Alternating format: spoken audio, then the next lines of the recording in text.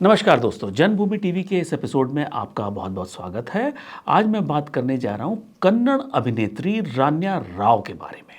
रान्या Rao Kannada film industry की एक नामी नाम है, बहुत खूबसूरत एक्ट्रेस हैं और अपनी एक्टिंग से अच्छी जगह बना चुकी थी।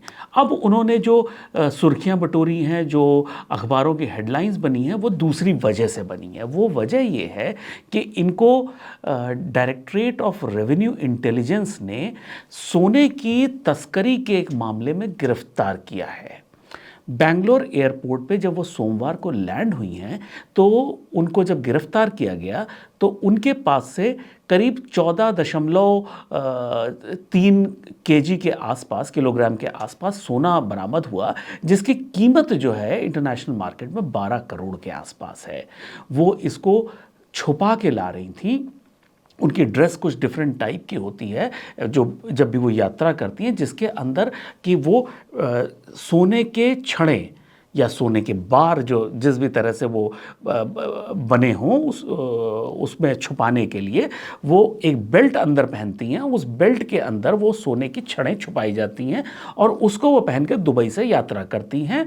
और इस बार जब वो बैंगलोर एयरपोर्ट पर लैंड हुई तो उनको गिरफ्तार कर लिया गया।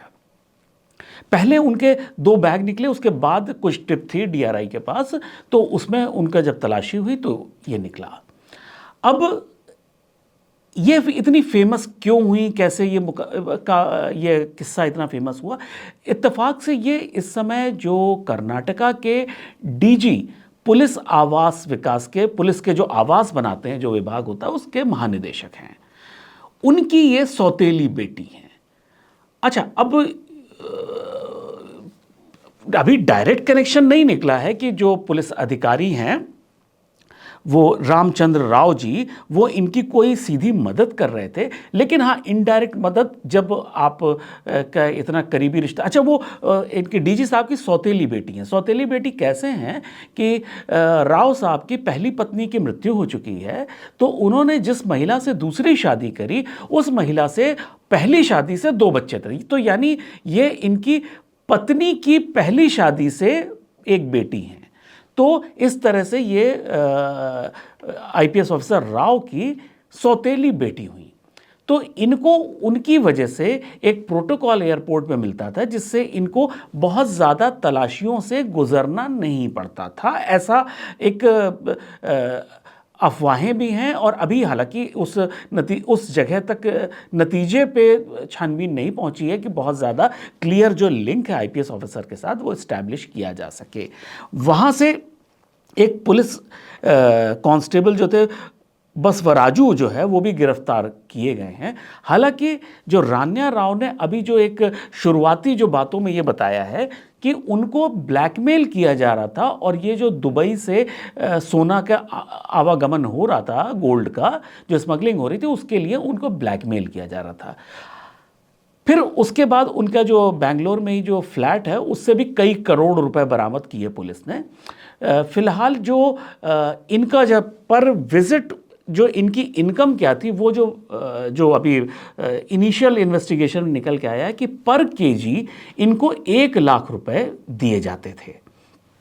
कौन देता था, कौन हैंडलर था, या ये खुद ही सारा अंजाम देती थी, या इनके पीछे कोई बड़ा व्यक्ति था जो ये करता था, अभी वो पता नहीं चला। हालांकि शक ये है कि बैंगलोर का ही कोई बड़ा गोल्ड का शोरूम का ओनर भी इसमें कोई इन्वॉल्व है, लेकिन अभी वो कुछ क्लैरिटी नहीं है।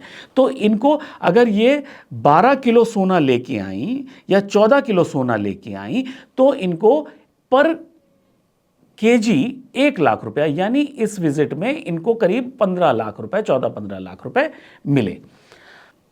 अब यहां पे एक चीज इंपॉर्टेंट है जानने वाली कि आखिर रान्या राव पे शक हुआ कैसे पुलिस को। रान्या राव जो है, एक तो जब आप एक्ट्रेस हैं तो आपका ऐसा ऑरा होता है कि थोड़ा सा आपको लोग ऑरा में फंस जाते हैं और आपको बहुत ज़्यादा ध्यान नहीं दे पाते। लेकिन इनका कुछ बिहेवियर ऐसा था कि उस पर पुलिस की नज़र गई। एक तो पुलिस के पास ऑलरेडी टिप थी कि एक कोई नेटवर्क काम कर रहा है जो दुबई से गोल्ड को स्मगल कर रहा है, गोल्ड की तस्करी कर रहा है, जिससे रेवेन्यू लॉस हो रहा है गवर्नमेंट का।